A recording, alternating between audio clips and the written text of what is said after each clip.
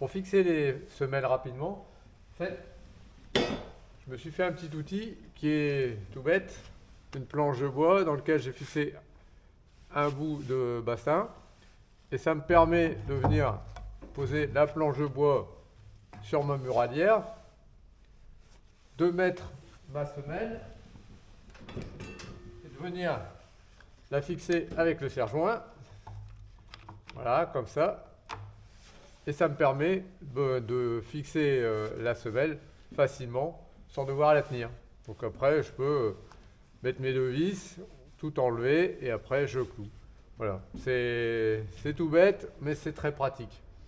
Alors ce que je rajoute aussi, c'est une petite languette de bois très très fine entre deux pour laisser un peu de jeu dans la semelle quand je vais poser mes solives. Voilà.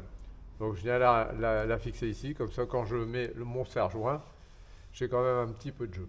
Voilà, c'est une technique très rapide parce que mettre les semelles sans avoir de gabarit, franchement... Pour caler mes semelles en hauteur, je prends une plaque de dalle autocollante PVC très fine. On peut mettre par exemple dans les salles de bain. Voilà, ça fait que ça doit faire 1 mm.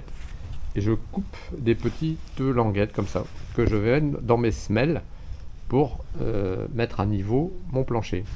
Ici, pourquoi j'ai un décalage comme ça, je sais pas. J'ai pas dû mettre mes lunettes quand j'ai mis la semelle.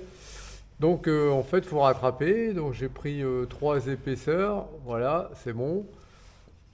Comme c'est autocollant, ça se colle bien. Je lève, je mets, je repose. Et voilà, et je suis bon. Vous voyez, ça va très, très facilement. Ensuite, je viendrai clouer la bastin. Du coup, ça va nous faire un plancher vraiment nickel. Donc je continue dans ce chemin-là jusqu'au bout. Et quand j'ai terminé, je vous montrerai le résultat.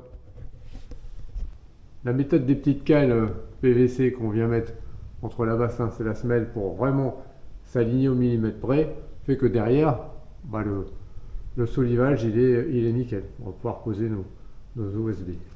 Juste une petite indication, choisissez quand même vos bastins parce que certaines, j'ai dû en éliminer, certaines sont cintrées. Hein, donc pas sur la partie horizontale mais sur la partie verticale. Donc dans ce cas-là, vous les coupez pour en faire des anthrax.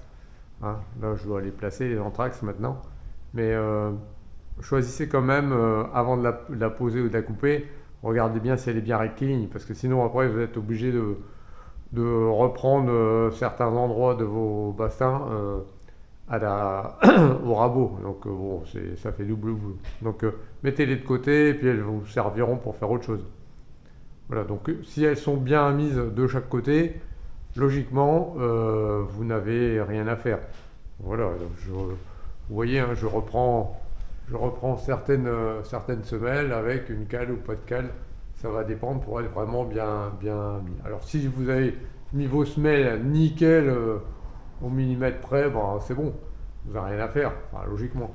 Mais comme elles ne sont pas forcément contre le mur super vertical, parce que moi je suis le mur, les murs, la bastin, la muralière se met pas forcément bien à la verticale et du coup on a un petit écart qui fait que ça crée ces décalages. Voilà. Donc voilà, c'est une petite astuce, vous faites avec des cales de bois si vous voulez, mais moi je préfère mettre du PVC dur.